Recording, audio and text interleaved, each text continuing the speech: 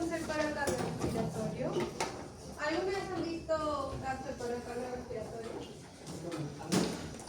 ¿Sí? No, una apnea es cuando dejan de respirar. Pero paro cardiorrespiratorio es cuando ya no hay latido cardíaco ni hay respiración. Entonces, ¿qué nos dice ahí? ¿No? Es el cese de la ventilación y perfusión sistémica, lo cual conlleva una falta de oxígeno sistémico y muerte si no se revierte rápidamente. Eso es lo bueno, que se puede revertir si uno actúa rápido. Causas comunes en pequeños animales son sobredosis de anestesia, traumas, asfixia y descompensación de alguna enfermedad crónica como una septicemia. Entonces nos dice que en el 50% de los casos, en perros y gatos, el corazón se puede resetear con la maniobra de RCP. O sea, en la mitad de los casos se puede solucionar, se puede salvar la vida haciendo la maniobra de RCP.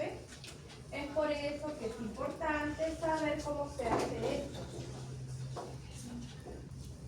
Y en humanos igual. Hacen RCP y les devuelven a la vida prácticamente.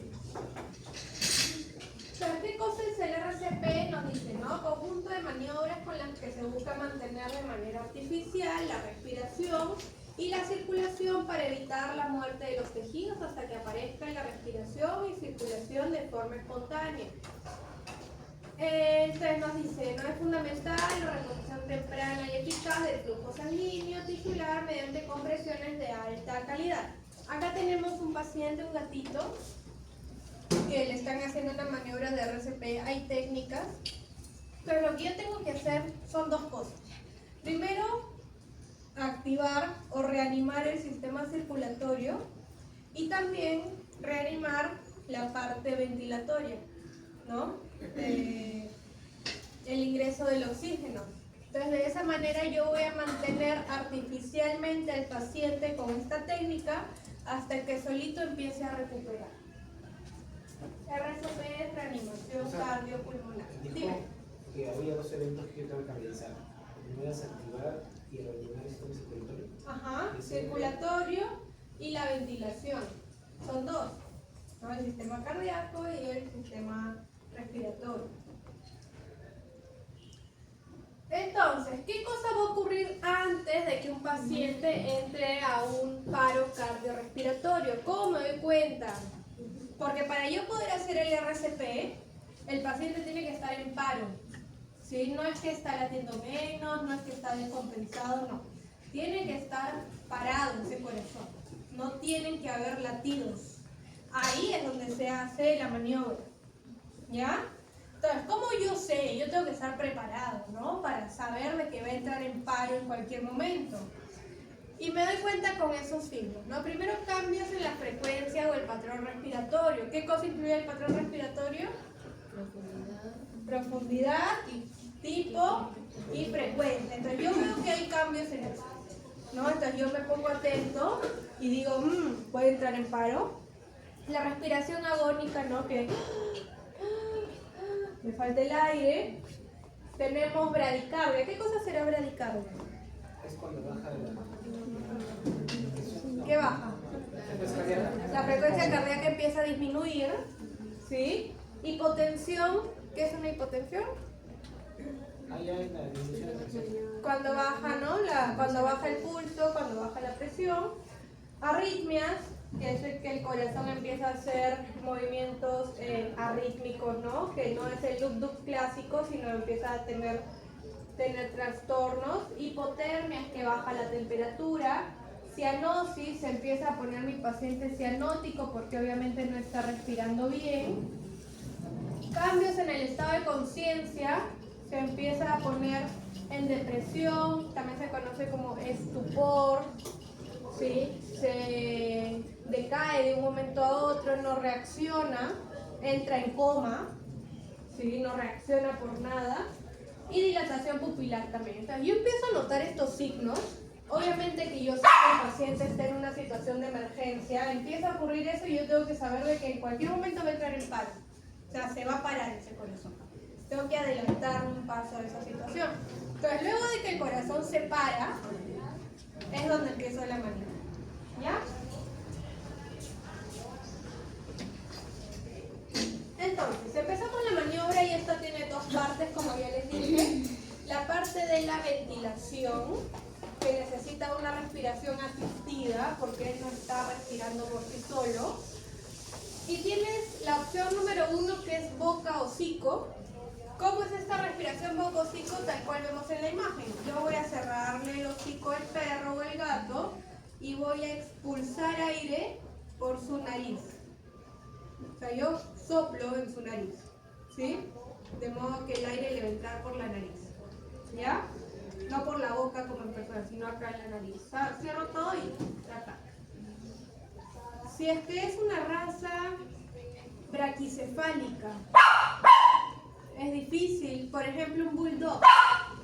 El bulldog tiene los labios hasta por acá, por las orejas, ¿no? Entonces, ¿yo ahí qué hago? Tengo que cerrar todo, la nariz también le tapo y por acá al costadito dejo un huequito y por ahí expulso el aire. ¿Ya? ¿Cuántas veces voy a hacer eso? Voy a expulsar el aire más o menos una ventilación cada 6 segundos. Cuento 1, 2, 3, 4, 5, 6, soplo. 1, 2, 3, 4, 5, 6, soplo. ¿Ya? De modo que en un minuto voy a tener 10 ventilaciones. ¿Sí? Ok. Entonces esta es la opción número 1. La opción número 2 es intubar al paciente con un tubo endotraqueal. Que esto lo vamos a hacer los viernes ahora. Entonces la segunda opción es colocar un tubo endotraqueal por la tráquea, como su nombre lo dice, o por la nariz, ya en algunos casos. Y también vamos a hacer las ventilaciones, una cada 6 segundos, quiere decir 10 en un minuto. Ahora, si yo estoy en una situación de emergencia, pues obviamente no voy a tener un tubo endotraqueal en la mano y tengo que hacer la otra técnica. Por eso es bueno conocer las dos. Esto de acá es un paciente, ¿ya? Esto de acá es un laringoscopio. Entonces, para yo hacer la intubación, necesito tener un laringoscopio. Yo entro con ese laringoscopio por acá, por la boca, y tenemos detrás de la lengua esta estructura. Esta es la epiglotis, muy bien. Entonces, la epiglotis es una estructura que tapa la tráquea. Esta es la tráquea, este es el esófago. Entonces, cuando yo como, la epiglotis se sube de modo que se tapa la tráquea para que la comida se vaya por el esófago y que no me atore, ¿verdad? Entonces, ¿qué tengo que hacer? El paciente está inconsciente, yo tengo que intubarlo a la tráquea, no al esófago, porque ese es un error que también algunos cometen, que meten el tubo al esófago y está mal. Tiene que ir a la tráquea para que vaya todo el sistema respiratorio. Entonces, con el laringoscopio yo lo meto por acá y con ese piquito que tiene tengo que bajar la epiglotis. Esto se baja y se expone la tráquea y por ahí meto mi tubo endotraqueal. Y es lo que vemos acá. Esta es parte del laringoscopio, ¿no? Están detrás de la lengua y este piquito es la epiglotis. Entonces esto de acá lo han bajado y por acá es que entra el tubo. Ya vamos a ver este video. Entonces ese tubo nosotros normalmente lo utilizamos cuando hacemos anestesias. ¿Sí? Cuando se hacen anestesias se intuba al paciente. ¿Por qué creen que se tiene que intubar al paciente en una anestesia? ¿Por qué sería necesario meterle ese tubo al paciente? Para controlar, para que la frecuencia de respiración se mantenga. Ya, ese es uno. Lo que pasa es que cuando hay estas bajas de oxigenación en algunos casos, posterior a la cirugía, años posteriores, pueden tener problemas de daño renal, ¿no? Ya. ¿No? Entonces siempre es bueno mantener que la oxigenación también esté estable. Ya, pero eso sería algo más a futuro, ¿no? No es inmediato. Entonces, inmediato, ¿yo por qué necesito intubarlo? Porque necesito mantener la vía respiratoria permeable. Hay algunos anestésicos que deprimen mucho y entran justamente en apnea, que es que los pacientes dejan de respirar. Entonces tú necesitas tener algo que te acceda al parénquima pulmonar para que reciba oxígeno. Ese es uno. Y dos, también es posible que cuando hacemos anestesias, estos fármacos produzcan vómitos y el paciente puede vomitar. Y si no está intubado, el vómito se puede ir por la tráquea. ¿Ya? Y ocurre lo que se llama como una falsa deglución y se me muere el paciente. Entonces, de cierta forma, también protege las vías respiratorias. ¿Ya?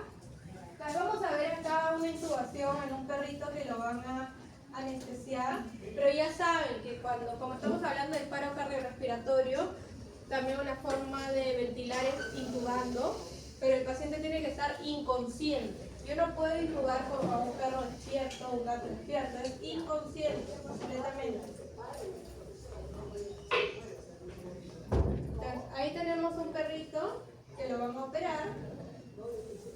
Preparamos el material. Ahí están palpando la tráquea para calcular el tamaño. Calculan el diámetro del tubo según el paciente. Eso lo vamos a ver en los diarios. Calculan por fuera la cantidad, ahí lo están sedando, están colocando un fármaco que se llama Propofol, que es para anestesiarlo. Entonces el paciente para poder intubar tiene que estar completamente inconsciente, completamente sedado. Ahí todavía tiene reflejo, ¿ven? Entonces todavía le falta. Tienen que seguir profundizándolo más, si no, no se va a poder intubar. Entonces le ponen más. No, le ponen más fármaco y ahí ya no hay reflejo. Quiere decir que ya está profundamente dormido. Y ahí recién es que se puede intubar. Para esto previamente lo están oxigenando. Miren cómo la mandíbula está toda laxa, no hay resistencia. Y esa es la posición que se coge para poder intubarlo. Entonces sacan la lengua, meten el laringoscopio y ahí van a ver, ¿vieron? Por ahí entra, que es bajando la epiglotis. Por ahí entra el tubo. Y ya está. Esa es la intubación. Esa es la intubación. Vamos a verlo de nuevo. Pues acá ya comprueban de que la mandíbula está completamente flácida, no hay resistencia. Ahí está A. Y lo posicionan de esta manera. Esta posición se llama una posición de esfinge. Y entonces, como yo les digo, chicos, posición de esfinge es así, es el perrito como que estuviese así echadito encima de la mesa, boca arriba, boca así, ya boca abajo, y le tienen que levantar la maxila, estirar un poco el cuello para, claro, ¿no? Que la tráquea está toda estirada. Y luego meto el laringoscopio, saco la lengua. Ahí está, ¿no? Meto el laringoscopio, esto tiene una luz, la lengua ya la saqué, la lengua está abajo, y acá se ve la epiglotis, y esta es la entrada a la tráquea. Estos, si no me equivoco, son los músculos cricotiroideos, ¿ya? Entonces, por ahí en medio, por acá, es que entra el tubo endotraqueal, y ahí está. Yo no me estoy yendo al esófago, me estoy yendo a la tráquea. Y ahí se queda. Entonces, acá queda el tubo y se amarra al hocico para que no se le salga. Se opera todo y de ahí ya se le quita. Entonces, un paciente que está en paro cardiorrespiratorio, esta es otra técnica para nosotros dar la ventilación a través del tubo endotraqueal. Y es lo mismo que acá, ¿no? Esta es la epiglotis y aquí está la entrada de la tráquea y por acá es que entra el traqueotubo. El tubo endotraqueal, no hay dos, traqueotubo y tubo endotraqueal. Ya es el tubo endotraqueal. El traqueotubo es otra cosa, me está contando. Entonces, uno es la ventilación, ¿ya? Lo siguiente, ignoren un ratito este texto y esto de acá, sino vamos a esta bolsita. Esto se llama ambú. No es, una vez me dijeron bambú, no es bambú, es ambú. El ambú. ¿Ya? Esto de acá va conectado a la salida del tubo endotraqueal. ¿Ya? Entonces está el tubo y afuera queda un piquito y se conecta el ambú. Y este ambú simula el pulmón. Entonces yo para dar la ventilación voy a presionar el ambú y ese aire va a entrar al pulmón. ¿Ya? Entonces de esa manera yo voy a dar la ventilación presionando el ambú. Lo vamos a hacer ahora en los hierros. Siguiente, ya hice la ventilación, ahora tocan las compresiones torácicas o el masaje cardíaco, que se le conoce también, estimular el sistema cardíaco. Primero no tiene que haber latido, no tiene que haber latido. El animal lo vamos a colocar sobre el lado derecho o el lado izquierdo, de costadito. Y vamos a hacer más o menos de 100 a 120 compresiones por minuto, porque es lo normal de la frecuencia cardíaca, de 100 a 120. Tenemos que simular, acuerden artificialmente eso. Se va a comprimir de medio a un tercio del ancho del tórax, o sea, yo no voy a profundizar completamente el tórax, sino un poco nada más. Dejar que se expanda y volver a comprimir. A modo de resumen, ¿cómo hago? Cuento 30. Ya hago 30. 1, 2, 3, 4, 5, 6, 7, 30. Luego de 30 hago 2 ventilaciones. Luego de nuevo 30. Luego 2 ventilaciones. ¿Ya? En un minuto tengo que hacer por lo menos unas 3 a 4 ciclos. O sea, esto es un ciclo, ya uniendo ambos, ¿no? Este es un ciclo, en un minuto hago de unos 3 o 4. O sea, tiene que ser, imagínense, rápido. ¿Ya? Y es más, a veces se utilizan varias personas porque cansa, agota. O sea, se tienen que ir turnando. Y ahí tenemos.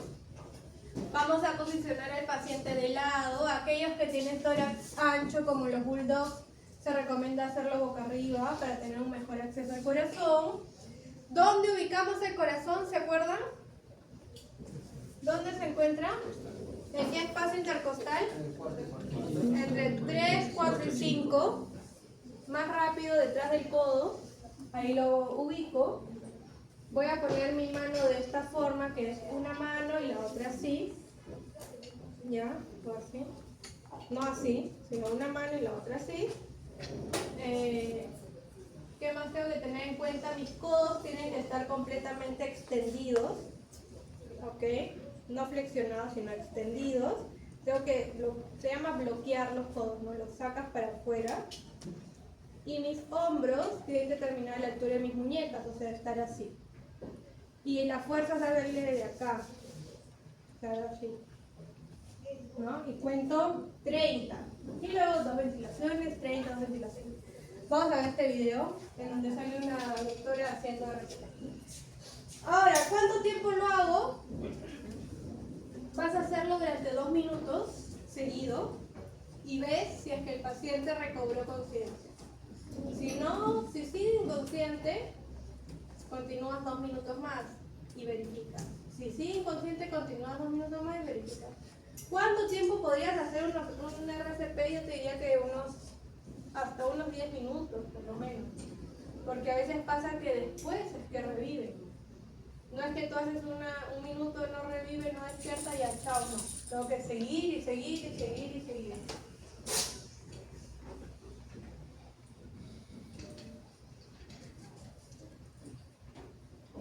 ¿Hasta 10 minutos? Sí, por lo menos unos 10 minutos. O sea, ya después de 10 minutos, si no responde, ya no creo que responda, ¿no? Pero sí, hay que hacerlo.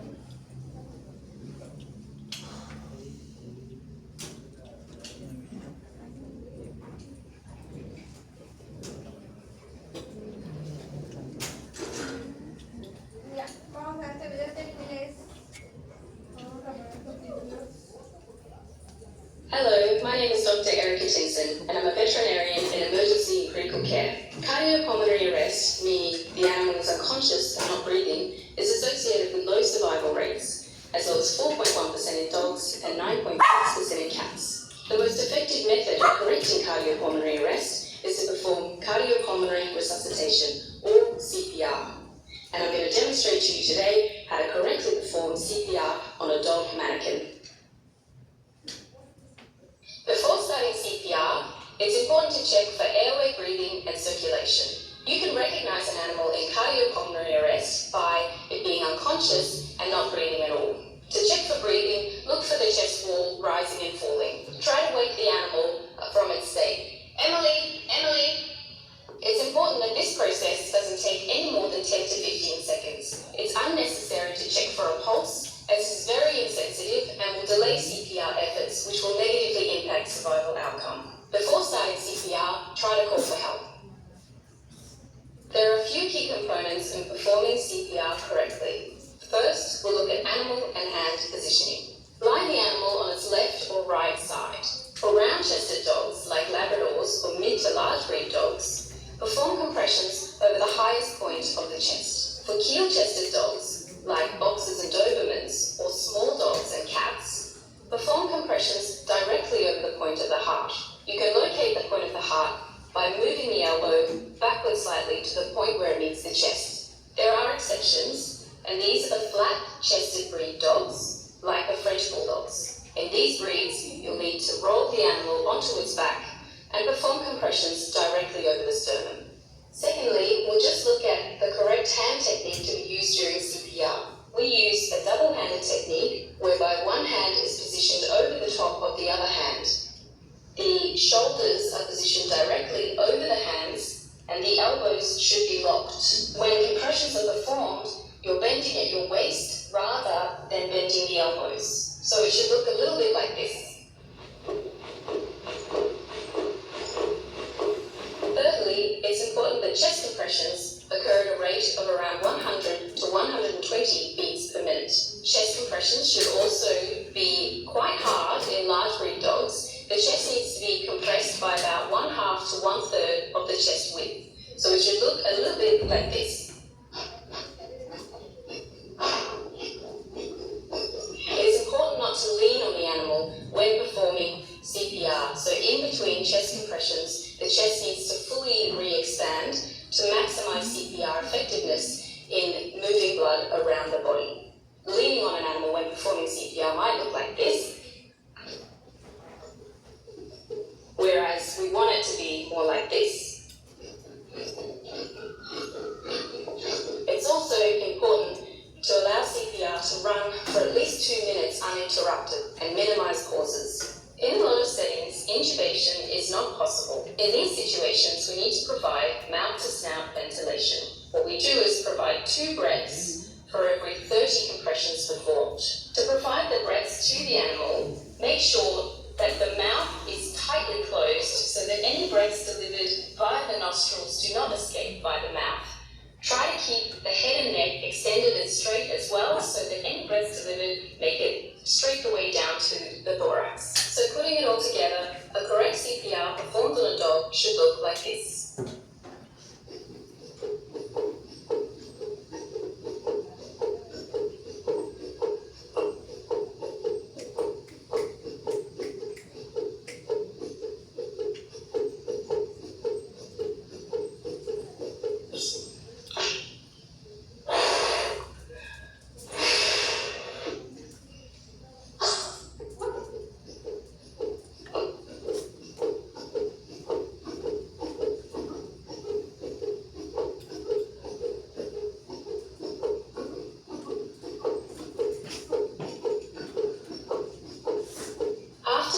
Of uninterrupted CPR, very briefly pause for less than 5 seconds to check and see whether your animal is showing any signs of spontaneous breathing, any signs of consciousness, or whether you can feel a heartbeat. If the animal is still in cardiopulmonary arrest, recommence 2 minutes of uninterrupted CPR immediately.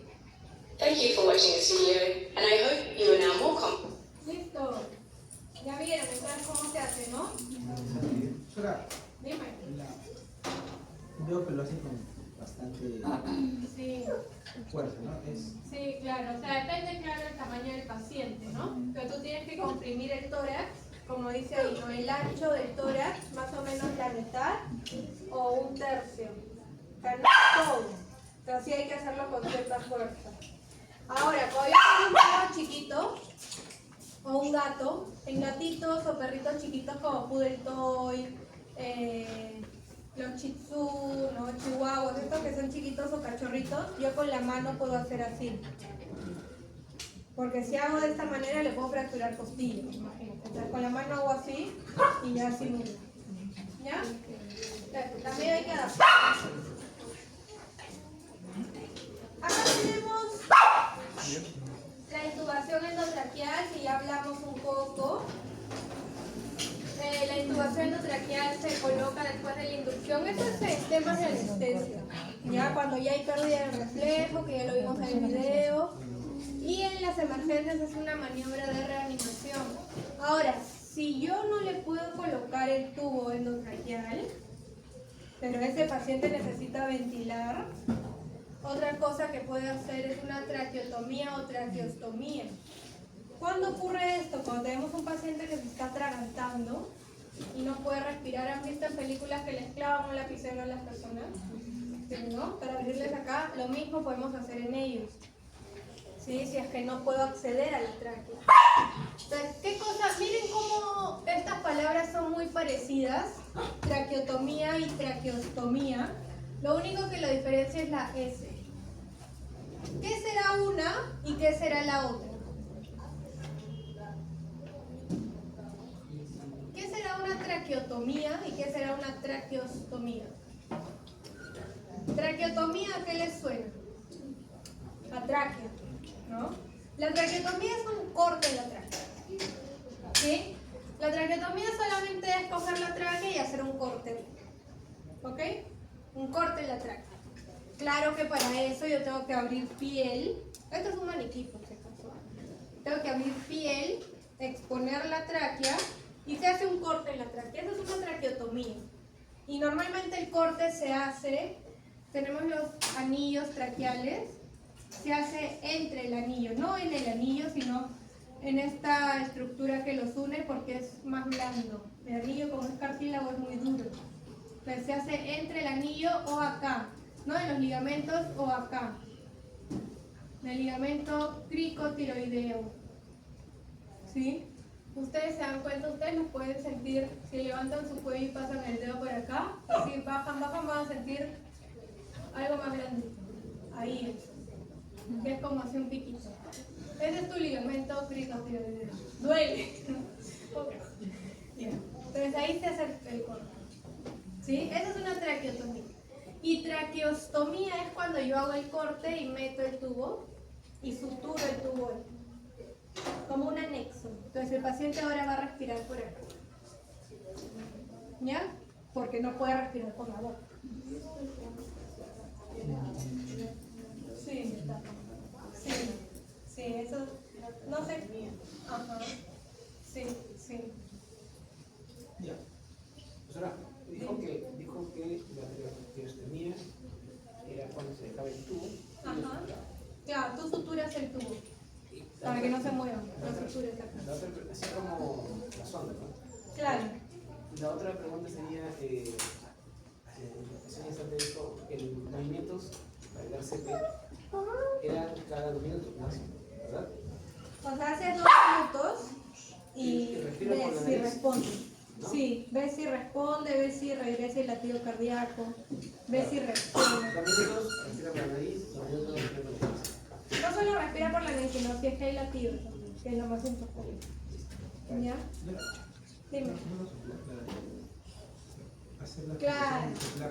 Claro, pero haces 2 minutos seguidos y ves. Todo el tiempo, Ajá, claro. ajá. Y ves, ¿no? Porque una vez que ya recupere el latido, tú ya tienes que parar. ¿No? Ya tienes que parar porque ya solito el cuerpo está respondiendo. Acá tenemos un catéter, ¿no? Ventilación transtraqueal, que es muy parecido. Que acá han colocado un catéter en la tráquea y por ahí le van a dar la ventilación. Porque seguramente por la boca no se puede. Entonces también existen los que son catéter, así como tienen en la vena, catéter intravenoso, también el catéter transtraqueal, que es un poco más largo. Y este es el tubo, que lo vamos a ver ahora. Vamos, mejor ahora lo vemos y vemos las partes y para qué sirve cada cosa. La, Listo. la, Dime. ¿En qué situaciones Igualito, ¿no? Cuando el paciente no puede respirar por X motivo, también le puedes poner un catéter transtraqueal para que por ahí ventile. O sea, ahí es sin necesidad de sedarlo. Simplemente le haces una perforación con el catéter y por ahí va a ventilar. De repente en una situación que sea mucho más emergente, que no tienes tiempo para sedarlo, ahí mismo clavas. ¿Sí? Para dar una ventilación asistida. Listo, chicos, a ver. ¿Cuántos perritos tenemos? 2. 2, 3, 2, ¿no? Vamos a trabajar con ellos. Yo quería que trajeran a Maduro. Que Maduro es 2, o sea, se pone así medio piedrito, pero igual. Es como mi gata, que tú le haces así y no le gusta, pero no te hace nada, solo está. A ver, vamos a ver si los perritos y ahí. El que tenía su tubo, que estaba entubado.